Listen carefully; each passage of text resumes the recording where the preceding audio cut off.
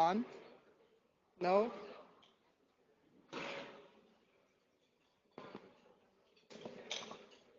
Is it on now? Yes, it's on.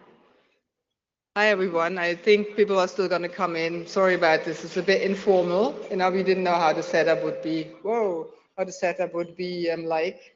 I was hoping we'd have like a buffet in the back and the people could join and eat and listen at the same time. But so people will still kind of come in during the session, but that's okay. They'll just miss the first part, and you're all here already, which is great. Welcome to the first Women in Tech session that we've had since last time we've met personally, I think in Rotterdam, and we kind of skipped it during the online events because it was usually always during a lunch break and didn't feel that worked out really well on an online environment. But it's great to be back and to have that session again. Obviously, this is not only for women. I really need to make that clear, especially for those people outside who are still wondering if they can come in or not. We might want to think about the title, but it's really mostly there to promote women in technology, and that's clearly something that we still have to do at the right meeting. It's great to see so many of you here, but in the big hall, it looks like there are very few of us. But that's why we are going to continue to organize these sessions. Thanks for the sponsor, German Cloud Edge, who is actually helping us to get food. They paid for the lunch for this session. It's always important. This has started some time ago. Actually, I think this started in Dubai at the right meeting of all places, where we had a really good session of women explaining or describing their experience in technology in the Middle Eastern region, and that was really interesting and eye-opening on what they are, how they find their way. Then we had some sessions on like hiring process, how we can improve that, or how you can easily improve your hiring process by some simple steps to attract more women in technical jobs. We had a session about quotas in some countries. They worked, some other countries they didn't, and we had a really good discussion. I think that was in Marseille. So we had some interesting topics to talk about. And so this time we're going to talk about data. And data is, of course, really close to our heart here in this community. A lot of people, so data is really important in all kinds of aspects. I'm going to introduce you to Carla Little-White. She's a community communications officer at the RIPE NCC, and she basically organized this. I'm just the figurehead here. And she will also introduce the agenda and the speakers in more detail to you. And then, yeah, I hope you'll enjoy, and I hope you maybe have some time for discussions at the end, and you might have some suggestions for future sessions or for how to increase diversity and inclusion in the RIPE community. Have fun.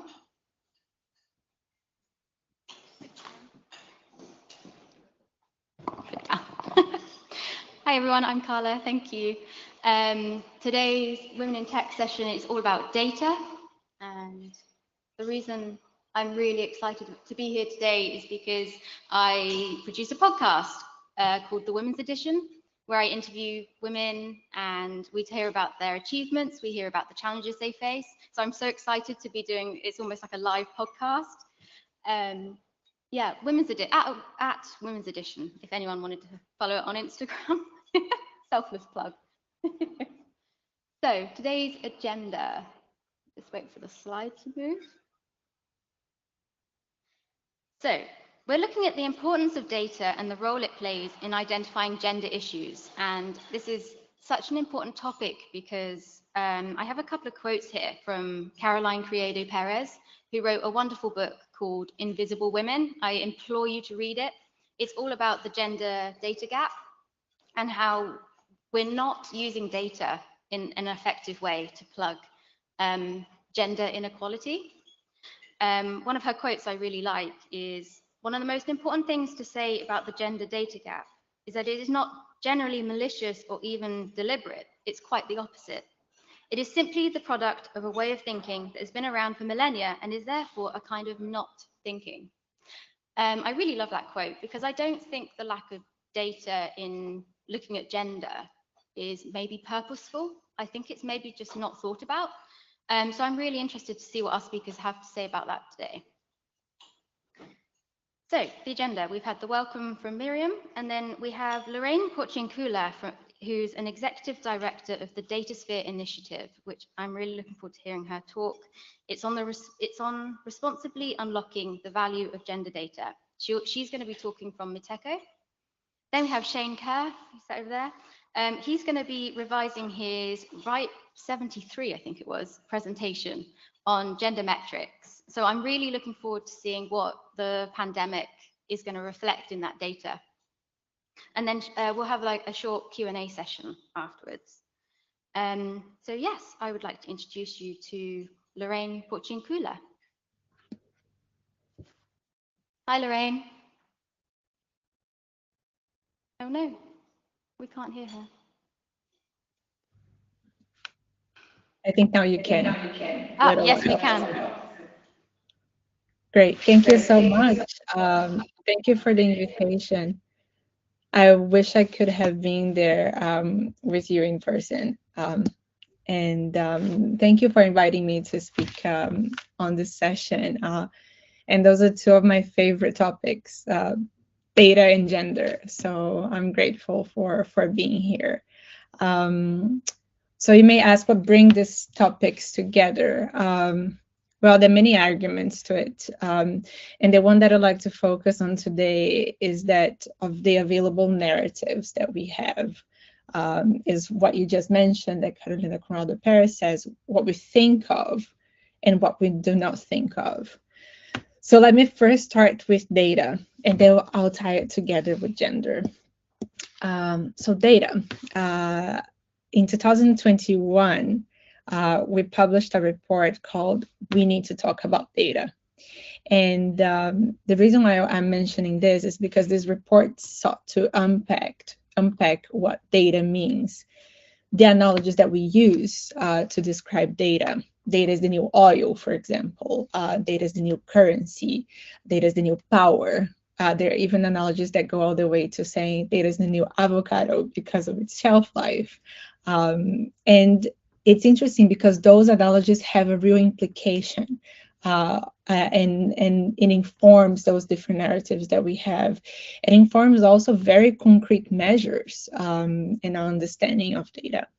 So we unpacked these narratives in the narrative around data in the report, but also the narratives around free flow of data and also on data sovereignty, and on how polarizing those two narratives can be, and how they lead to reactions of different stakeholders, mostly seeking to have more control of data as an asset, and that is still very misunderstood because it has such particular characteristics.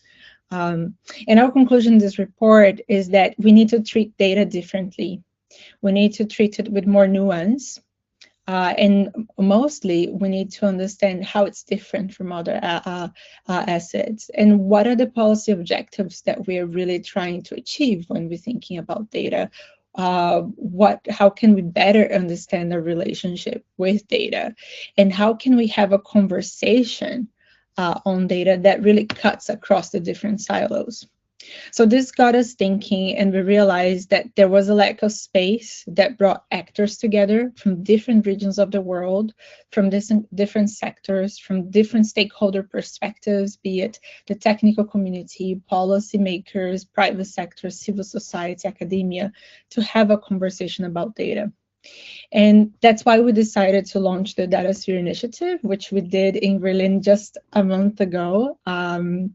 So there is some synergy there in terms of the event also being in Berlin, and we aim to launch this to create that space for dialogue, to raise more awareness, to build more evidence, and really to explore innovative technical and normative solutions. And one of our first outputs was to put together a DataSphere atlas to map organizations doing work in the data space. And that includes many organizations doing great work around data and gender, for example. And I invite you to take a look on the website to look at our platform. We're also now working on innovative policy solutions for data. that can be fostered in different spaces, and we will launch a report on sandboxes for data this month. And earlier this year, bringing it back to narratives, we put together an article to frame a new understanding, a new way to think about data in a holistic manner. And that's through the concept of the data sphere. And the way we define the data sphere is the complex system that encompasses all types of data, but also their dynamic interactions with human groups and norms. And it's understanding that we need to think of ourselves as being part of that space, as we think other spheres, the atmosphere or the lithosphere, where we exist, and obviously it's not a natural environment, but where our different interactions are very complex, and also to take into account the fact that it's more than just the sum of the data, but all the different human groups and norms that inform those different relations. And also how it informs our different interactions in different social levels. And that's how it relates to gender and how those narratives also impact gender. I can say that in terms of narratives and gender, at the risk of sounding reductionist, that feminism has been an effort to reclaim narratives on gender and to shed light on what was invisible because of the mainstream male narratives. And data has the potential to expose nuances that are needed, to expose asymmetries that exist, inequalities, and structural differences between genders. However, the existence of data sets are not sufficient. We need to make sure that there's quality data, that it's interoperable, that it's findable and reusable so that it can inform better public and private decisions. And also, with our realization that the data sphere is not simply the sum of the existing data, we also need to implement a gender perspective on the other elements of norms and human groups. Because before we seek out data, have we considered, for example, our biases and when asking the questions? Do we even know what questions we should be asking? Have we consulted women identifying or trans people when framing those questions? What about the standards? What about our norms that regulate and dictate our relationship with data? What are their assumptions? And what are the human groups responsible for developing them and implementing them? Is there representation there? Is there diversity of perspectives? So all the interactions of data sets, norms, and human groups have a gender component at the end. And a gender lenses can be applied to its understanding, to its evaluation, and also for its advancement. And ultimately, with data, and particularly gender data, we need to be conscious of what is our objective and to think of solutions that may challenge our own assumptions. And at the Data Sphere initiative, we have a very clear mission. It's to build agile frameworks that responsibly unlock the value of data for all. And we're very mindful for each one of these words and what they mean. Agile frameworks, because this novel frontier of data requires new tools, requires that we use innovative, technical, normative, and institutional frameworks. Data, when we talk about data, it's all of it. It's personal and non-personal data as well. When we talk about value and unlocking that value, it's not only the economic value and the monetary value of data, but also the social value and all the externalities. And considering that we need to do it responsibly means recognizing there are certain guardrails that are necessary to prevent abuses, such as the ones related to privacy and security. And for all, and this is central and very relevant for this session, it's because we aim to leave no one of any gender behind as we develop the value and unlock the value of data. And all of those are relevant for looking at data with a gender perspective and advancing the participation of women in technology spaces. And I think the way we go about it, the way that we govern data, the way that we think about our assumptions, our narratives around data, will be key to determine the future of our society in the 21st century. Thank you. Thank you so much, Lorraine. That was amazing. Thank you.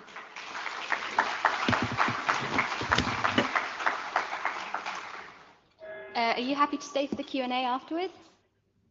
Yeah? Yes. Brilliant. Of course. Okay. It was my pleasure. Fantastic. Thank you. That was amazing. Thank you.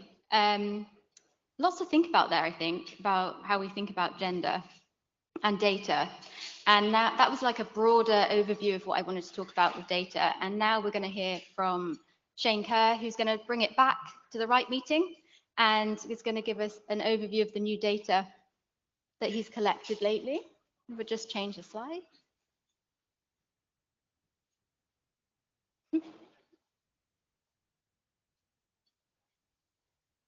Oh, we got it? Cheers.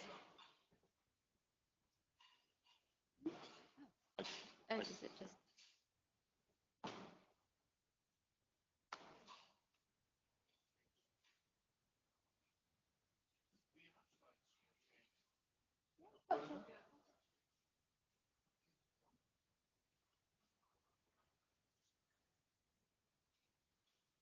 Technical issue.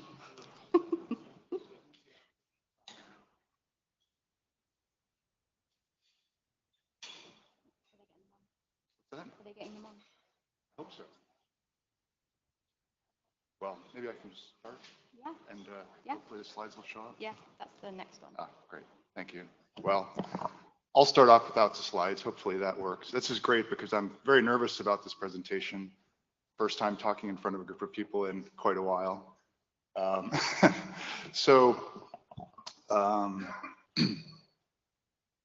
This is a presentation kind of updating a version of this I did a while ago. So I was curious, basically, how many women were attending RIPE meetings. Because the perception that everyone had is that there weren't many. But of course, perceptions are all qualitative, and it'd be great to know what the actual values were. Hey, we have slides. Okay.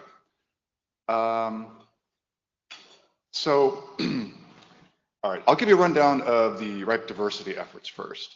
So as I was talking about, there's a perception of a lack of diversity in RIPE community. It's pretty clear, not just among women in tech, but among all groups. We tend to have fewer people from Southern Europe, for example. The age range of people is pretty limited compared to the population in general, and so on. So a few members of the community just were kind of chatting idly about this for years, honestly. So we started in 2017 a task force to improve diversity, and we did a number of initiatives to try to increase the amount of women and other people that were underrepresented in the community. And that's 5 years ago. In principle, we should be able to see like how well did we do, how are things going. So anyway, COVID happened.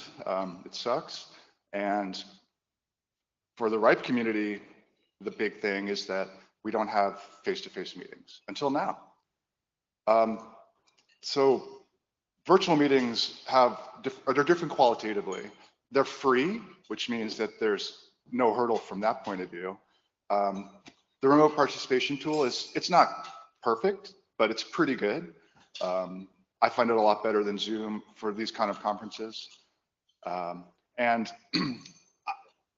I'm going to criticize the RIPE leadership, of which I kind of am one as a working group chair, that we didn't actually change the meeting structure based on it being a virtual meeting.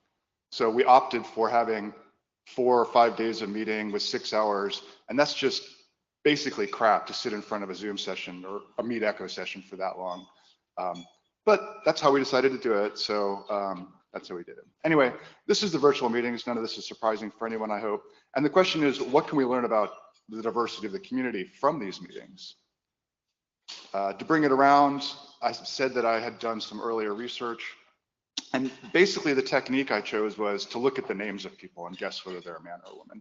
It's obviously not perfect, but it's an approximation. And the main important thing for trying to understand how well our initiatives had worked to improve diversity was looking at trends over time. So I did some web scraping, and that's just where you look at a web page and pull the data.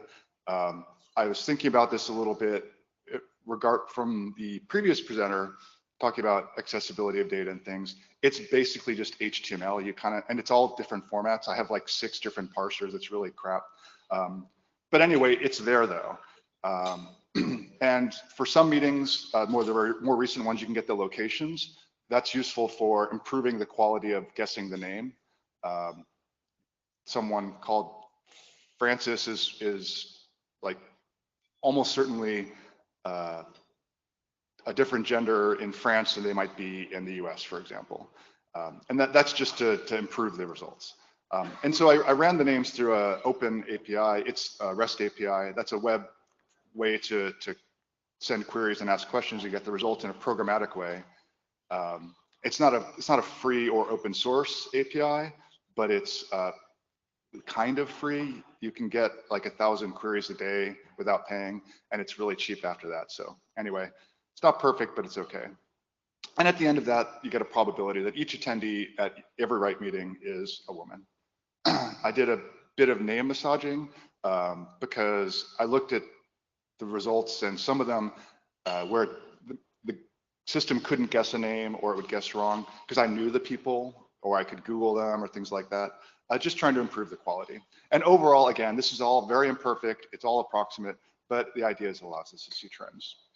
So, oh, well, the fonts are kind of bad here, but I made a long list of things I didn't do. And I put this before the results because I want to, when we're discussing the results, I want us to focus in on what we're looking at.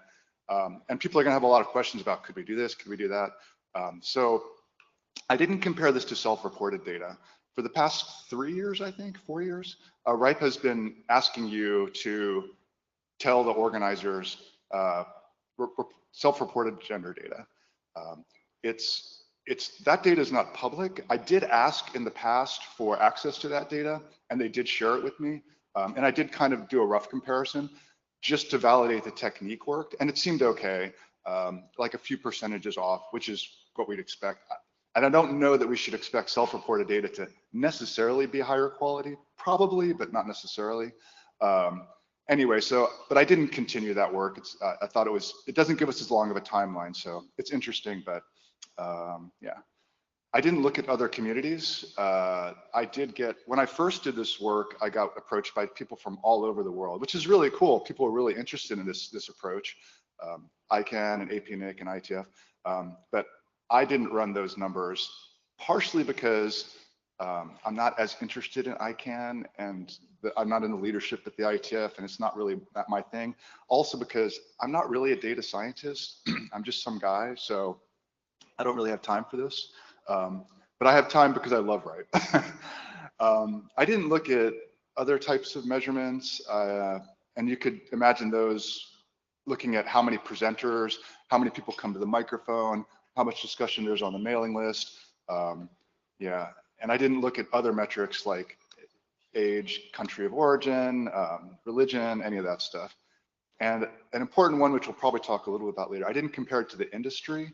It's hard to know what the industry is with RIPE. We're not a narrowly focused, we're not a DNS conference or a automation conference or anything like that. It's not about programming, or it's about all those things. So I'm not really sure what the industry is that I compare it with. We could make guesses, but I didn't bother to do that. All right, enough preamble. What are the results? All right, the blue that you see here, those are older meetings. The red that you see there on the right, those are the most recent meetings. Those are the COVID meetings.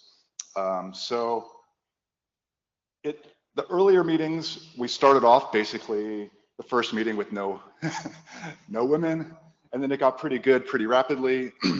And then, unfortunately, we can't see at the bottom of the screen. Yeah, sorry, we can't see the dates, but around, oh, I have the laser. Yes. Around here was when we started our activities, and you can see it kind of helped a little bit. Now, every meeting is in a different location, and so different cultures have different amount of women attending meetings. It's easier or more difficult to access depending on where you are. There are some surprising results. Someone mentioned Dubai earlier, I think it was Miriam. This meeting here, the highest in recent times, that was actually the Dubai meeting, which surprised me that there were so many women attending it, because maybe I'm biased, but I tend to think of it as more repressive society, but it turns out there's a lot of women that were attending, and a lot of them, and they were from the local region. So yeah, it was cool. And yeah, the sad thing is here on the right, this decline during the COVID meetings. So yeah, unfortunately, the formatting didn't work great, but this isn't just numbers, so you can get an idea. So I included the cities, and you can see the number of men. And again, this is just guesses. This 2 decimal place is completely false precision. Please ignore that. But you can see the percentages seem to be going pretty well. And then it got down to 14, 15, 14%. The total numbers were really high. So RIPE 80, the first COVID meeting, had the most number of women attending ever. So that's good, right? But as a percentage, it was quite low. Yeah. All right, so what does this all mean? It's hard to say. So first thing is maybe these results are just wrong. Maybe like my collection was flawed. Maybe I mean, there's a bug in the software, whatever. Or yeah, so maybe a lot of the people that registered at the meeting didn't actually attend for the virtual meetings. But why would that result in changing the ratio of women? Like, why would we expect the people who signed up but didn't attend to be more men than they were women? Also, maybe people on the online meetings didn't use their real names. Like, it's very common for people online to use, handles, or just for privacy, maybe not wanting people to know them. But again, the same question, like, why would we expect in the online meetings more women to not use their real name than men? But maybe we have a higher portion of the names that can't be classified. But again, why would that skew the data? So I don't know for sure.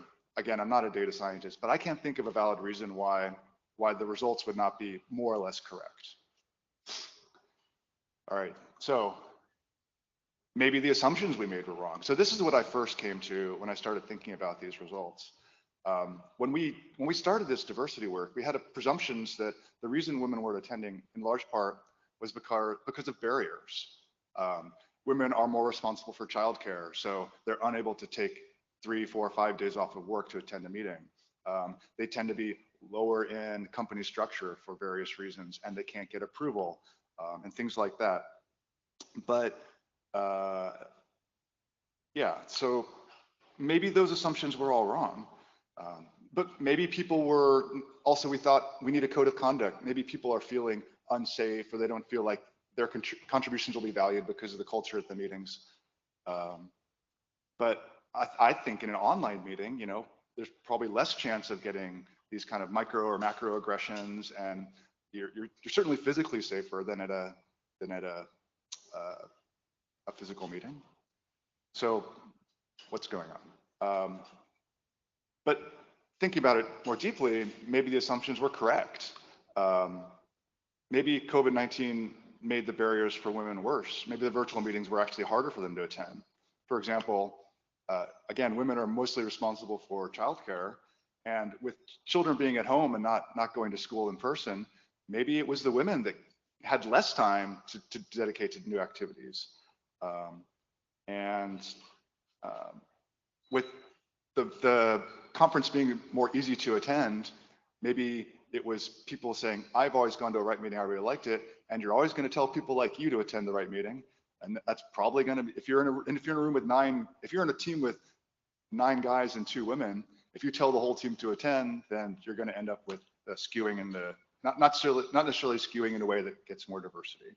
And also, women don't necessarily feel safer online.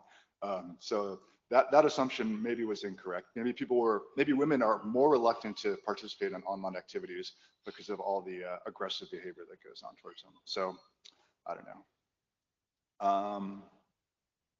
Trying to advance.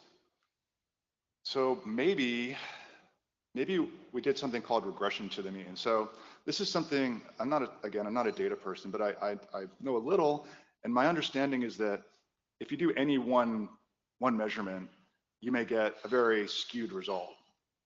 So you see this in medical studies. Well, they'll test a medicine and they'll have 500 participants and they'll discover that, yes, this really works great for these people with the symptoms, amazing result. But then you see a second and third study will come out and it turns out to be not so good or not work at all. And so the idea is as you collect more data, you get closer to the true value. And my thinking was that, well, maybe with the online right meetings, it just looks more like the tech community. So maybe in a way, we had been doing a great job because women felt more like they could come and participate in right than they could in other parts of their technical careers. And the online version made it so that the work we'd done got washed out by just the raw numbers of people attending. So those are the numbers, and those are my guesses and thoughts about what they could possibly mean. I don't have any real answers. I don't even have any asks. I just thought it was interesting and maybe something to think about. The code is online. I mentioned that I'm not doing these other conferences and I have all these other types of things of data to look at. If you are interested or know someone you think might be interested, please come talk to me or just download it and start going to town.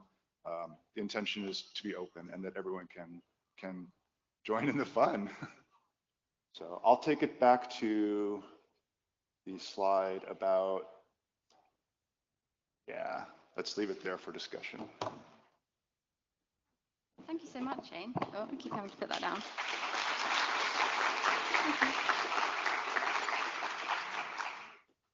So we're now going to have a Q&A. We've got Miriam, Shane, and we've got Lorraine. Any questions in the room at all? We've got the mics over here for questions if you want to come up and ask one.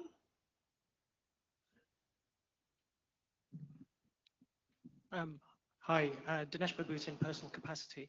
Not a question really, but I think I just wanted to relay something in terms of when we went online and why there was less participation. I can only say it from my own point of view because the last RIPE meeting that was online, I hardly attended. And that's because I was looking after my daughter during those days. And even the social, I just managed to attend about an hour of the social with her. And I think, so Shane, thank you for pointing that out. I think that's quite a valid point here. The other thing is that I think that what we should be doing is we should be asking the new attendees what's prevented them from attending in the past. Because we're not actually doing that, are we? We've made some assumptions in the diversity task force as to this is what we think, but we haven't actually verified it with any of the newcomers. With any of the first-time participants. So I think that's something that we should be doing in our post-event, I've forgotten the word, questionnaire. And the, actually no, I've forgotten, so I'll come back to it, but thank you. Thank you. I think that's a good idea of asking new attendees like why they haven't attended earlier. I'm not really sure what the framework for that kind of work is, like intelligence gathering about the right community. We do have the data. I mean, we know how many newcomers are here, and I do believe that we could also send out targeted questionnaires to newcomers and ask, what they liked and not liked and why they didn't attend in the past. What I'm also interested in is often like, did newcomers actually come back, or were they only here once and then never come back? And so I don't know if we can easily find those people back. That that aren't newcomers anymore, or that are not coming back the second time. But it's definitely something I would like to look into. Yeah. Lovely, thank you. Another question? Thanks, Leslie Daigle. I think I would suggest that it's not enough to just look at attendance, because what does it mean to attend a right meeting? I think there are two other facets that are important. One is, what role are women playing when they participate in a right meeting? You know, are they here to engage in the technical work? Are they doing comms? Are they doing other things? And then separately, what are they looking to get out of participating in a right meeting? And I don't know whether that divides on a gender split or not, but I will observe that I didn't participate. I don't think I participated in any of the online right meetings over the last few years. I've been to right meetings several times before this, of course, and here I am back again, like a bad penny. Oh wait, and really, it's the hallways, right? It's not just because I have a presentation on the agenda this time. It's because I know who's going to be here, and it's an opportunity to talk with people that's been utterly absent in the virtual reality. So I think two things. One, if you can update the demographics to figure out what roles women are playing and how that, well, what roles everyone are playing, and if you can, you know, get some notion of gender split on that, and then separately, what are people getting out of participating in a meeting virtually or in person, and how does that split on the different demographics? Sorry that most of that is not screen scrapable. Thank you. Hi, Yeah. James Rice, personal capacity. Thank you very much for all of your work, everyone. Question for Shane particularly. Oh, sorry. Okay. With regards to the attendees, for the physical and the virtual meetings, was that the people who had registered to attend, or people who actually checked in either by arriving physically or participating, some like logging in online, and was it consistent between the two? So as far as I could tell on the public website, the archives, that information is not available. Okay. So it's just registered. Oh, okay. Is there any data anywhere of what the split was when people checked in, or not available? I think all things are known to the RIPE NCC, but I don't have access to that data. I could ask, and I'm sure they'd give it to me because they're great guys, but yeah. We could have a look. Thank you. Thank you very much. Desna. I just wanted to interrupt sorry, Maria. just to make sure that Lorraine, if you have any additional comments or responses, please don't feel left out. Actually, my question was to Lorraine. What do you say when you see this graph? What kind of data does that represent to you, and what is your response to after hearing Shane's presentation? That's a question. And I also have a comment. As being part of this task force that Shane was talking about, we have focused on diversity since 5 years ago. And I agree with Leslie, it's time to move on and focus on inclusion and equity and justice. So diversity is not enough. We are not even there, but it's not enough. We have to move on and ask for larger things. So more inclusion, equity, and justice. Thank you. Could you define what you mean by inclusion and maybe even equity? I think I know what justice is, but. So inclusion is when women don't only show up as being registered on the list, but that they take part in actually being in the meeting, so being presenters and being part of the power structures. So acknowledging that there are power structures and either dismantling them or including the underrepresented groups. And equity? Equity is going, kind of forbidden word, positive discrimination. So not pretending that everybody is the same, but creating conditions in which everybody can use their different abilities to the greatest benefit for the whole community. Thank you. Thank you. Lorraine, what do you think of the graph? Thank you for that. I think the graph is compelling, but we need to take it also with a grain of salt because of all the other arguments and comments that were made by different participants. And this is one dimension, right? And there are caveats around the methodology, around the assumptions. Also, with the collection, I think it informs an important debate, but it's not the only dimension that should be taken into account. And for me, it's a way to think how we can have those conversations that don't happen in a one-off once a year in terms of having a women in tech session, but happen constantly, where you have a space, a safe space, that discusses not only diversity, which is one aspect of it, but women's participation as well. And I'm a big advocate of spaces that women can come together and share their experiences.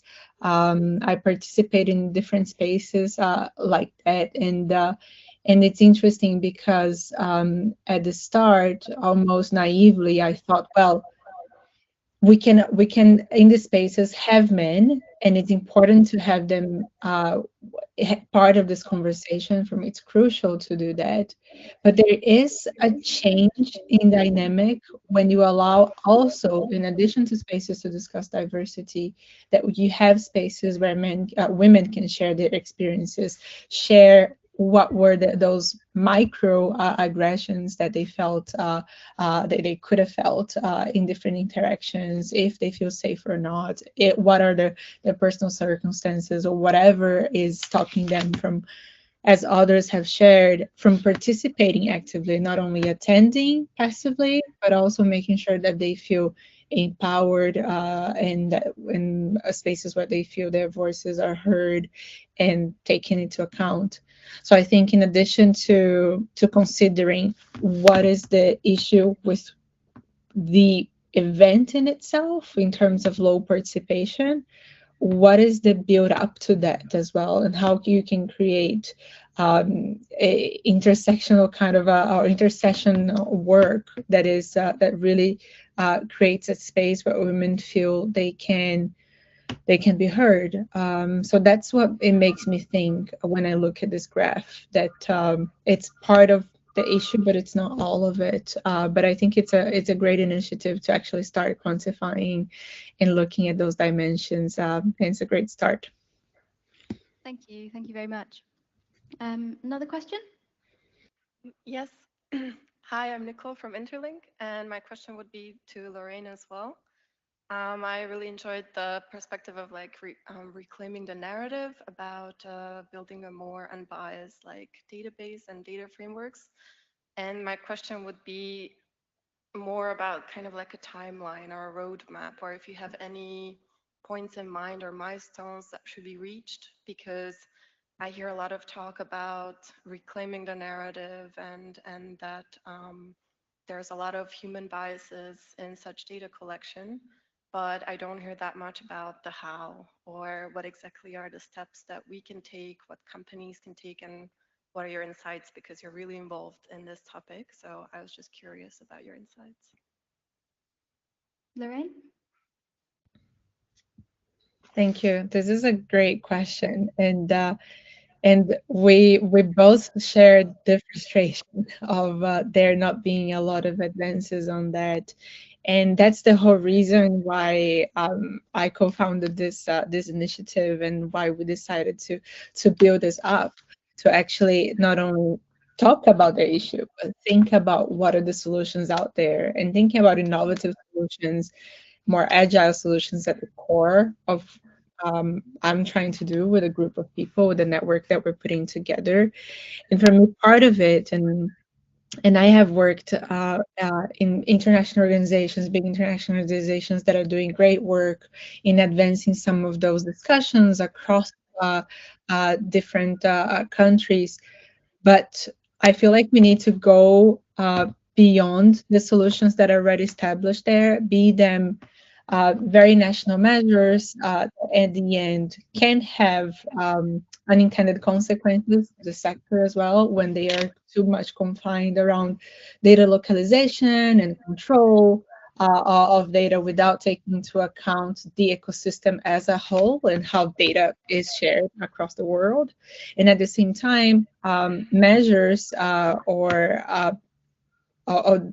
decisions and agreements, multilateral ones that take many years for them to be developed, and at the end up only scratching the surface what needs to be done. And one of the proposals that we're putting forward is trying to take inspiration in how software is developed in terms of its agility and its space to revisit bugs, instead of us having to wait many years until we realize that legislation or norm is not adequate to the objectives that we have or to the technologies that we have in place.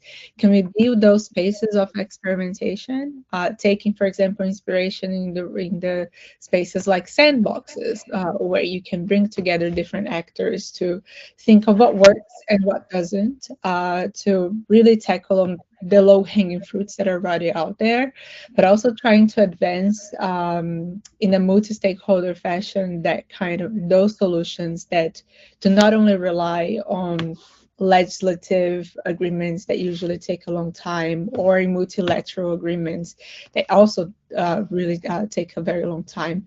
So if you can build those spaces that cut across silos and cut across boundaries, be them geographic or in terms of topics as well, I think that we can start advancing on solutions that are more innovative than what we have right now. And what makes me very excited is that there are interesting solutions out there. There are new business models, new data fiduciary models, data intermediaries, think about data collectives or data cooperatives as well that are emerging, and what they can offer in terms of inspiration of having different incentives and a different model for us to think about data in a way that unlocks value responsibly for all. So I have hope, because in the study that we did on the Atlas, we realized that actually there's a lot of good work being done there. Organizations that are doing great work on gender, on climate, on food supply chains, on health. But the problem is that we're not talking to each other, and we're not leveraging the good practices that are already out there. So what we're trying to do is identify those good practices, bring them together, and create spaces for those experimentations to happen at an international level. So we're working hard on that mission of trying to make some of those solutions come to reality.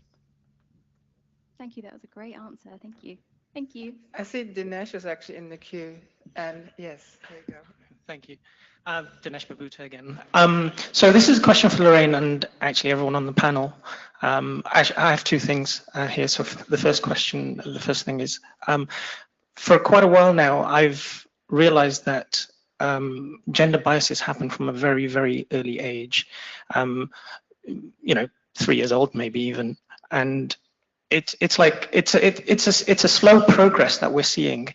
Each generation progresses a little bit better than the last one, but it's too slow for my liking, and I'm sure it's too slow for everyone's liking anyway, those who are in this room.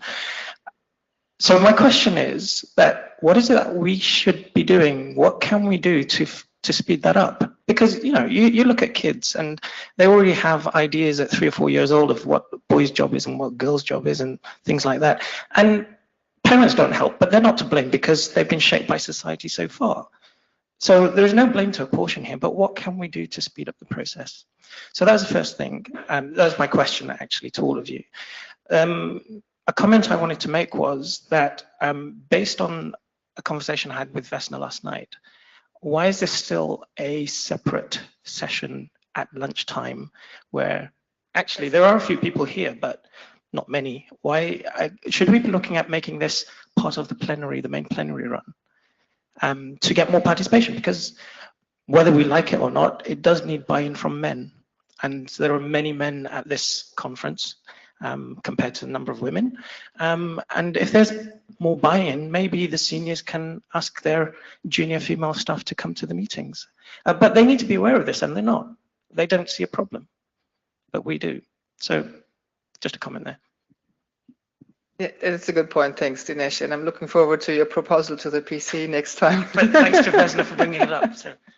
But yes, no, as somebody mentioned also yesterday to me, and that's why I made that point earlier on, is that even the title of the session, not everybody is aware this is not just for women, but it's for everyone. So we're trying to be obviously inclusive here, but also as Lorraine said earlier, this creates a different dynamic, so, but I totally see your point, that we need to buy in from the community, or not buy-in, but I think many of us struggling with that, with those numbers, both men and women, and what we can do about it. And the more people think along with us, obviously, maybe we come back to better, we can improve it better. And to your first question, what was it?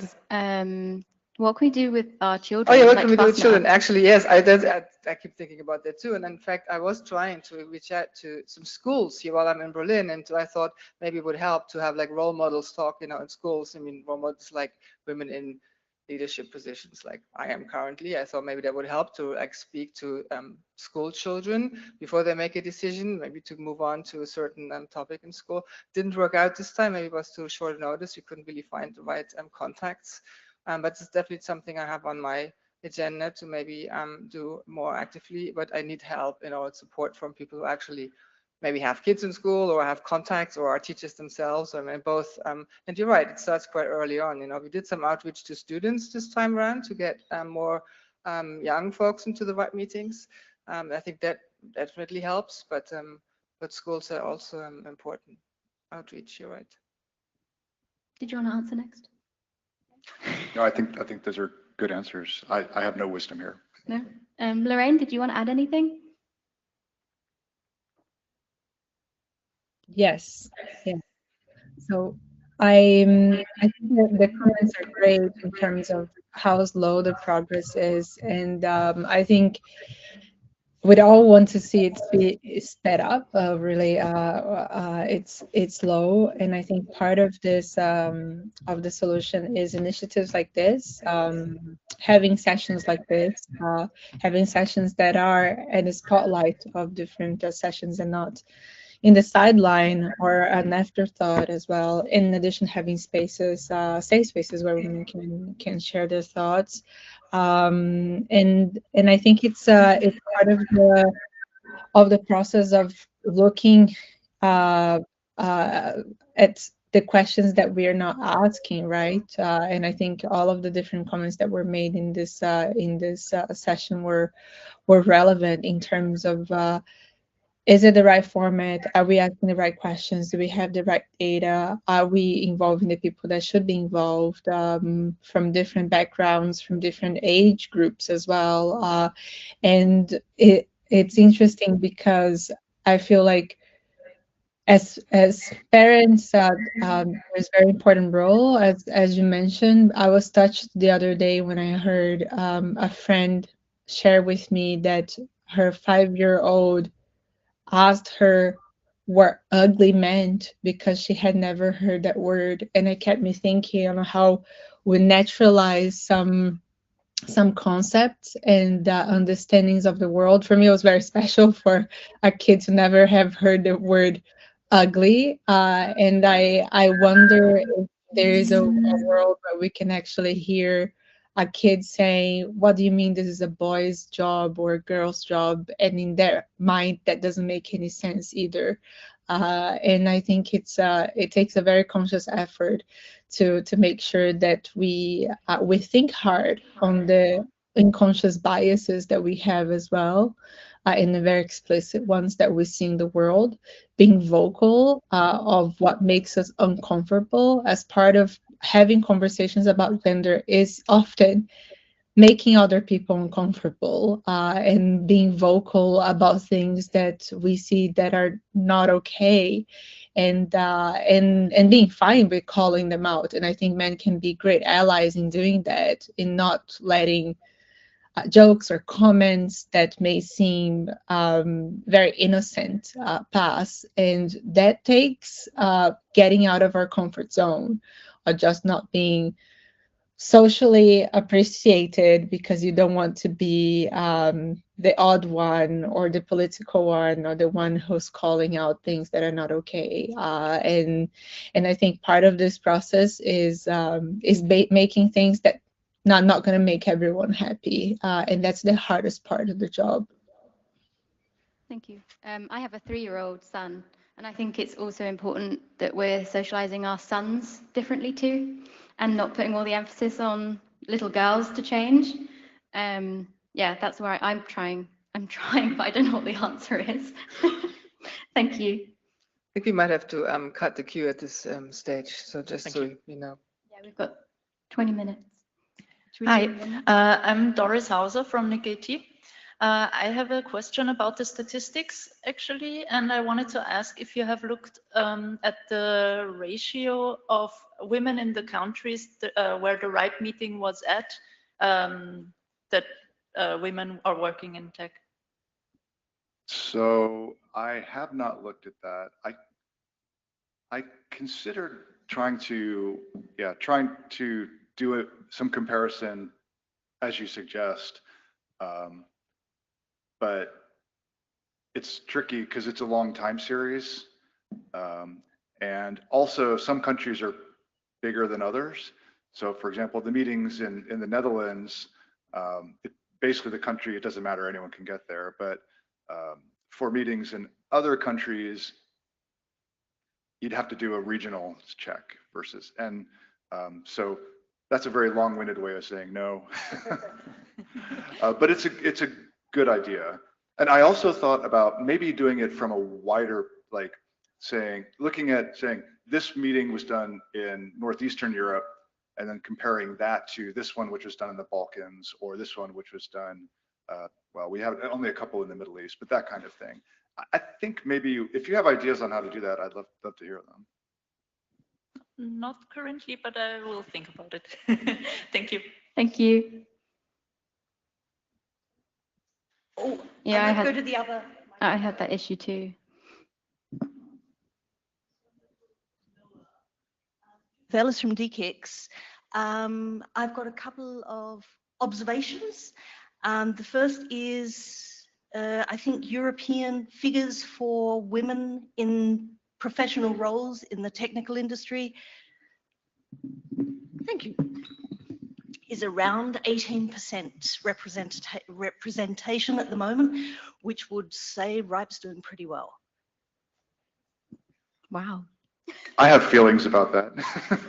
In what respect? Well, so for example, one of the things that really inspired me early on in this work was Python. So Python is a programming language, and the founder, the initial creator of the language, feels very strongly that women should be involved with software, and they made it their mission to get 50% of the presentations and attendees and stuff like that as women, and they were able to do that.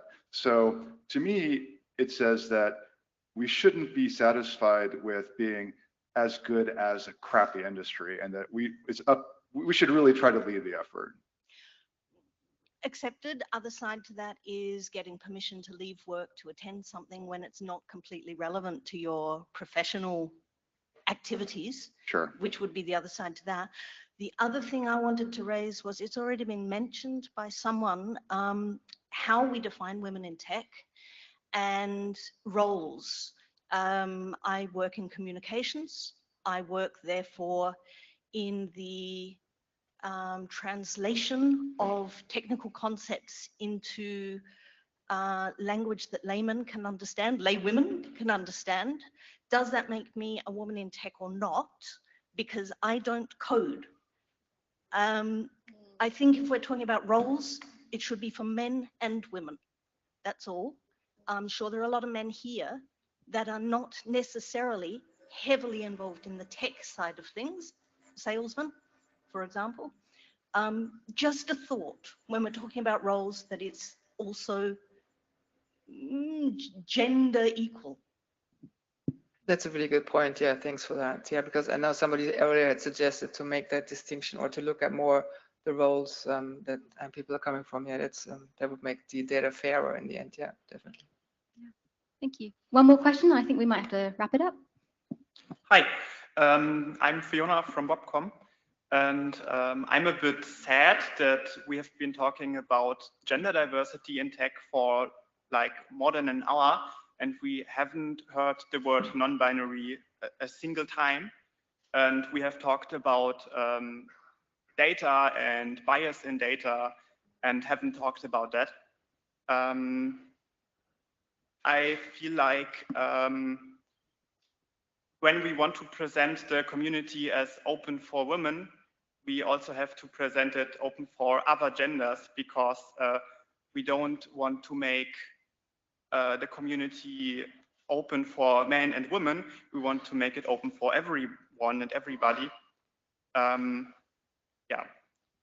Yeah, thanks, many thanks for bringing this up. I totally realized this when we started this, and I do believe that we actually ask for that in the registration software when you register for the meeting. So we're also asking for, like, non-binary, or if you don't want to say so. But as Shane said, he hadn't actually compared the data with the results from your other algorithm.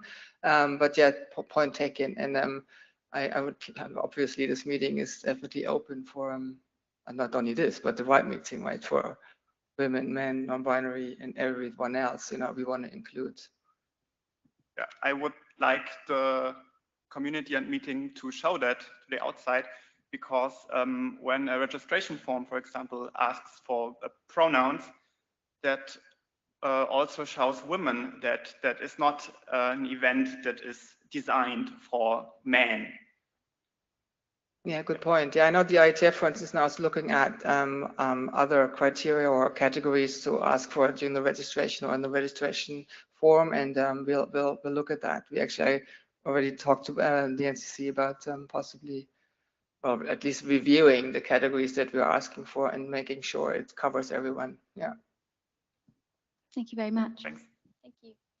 I think we'll wrap it up there, I think. Thank you very much. Thank you, Lorraine, for coming, and Miriam and Shane for presenting. Thank you, everybody. Thank you for coming. I've never been on a stage before, so thank you. Well done. Well done.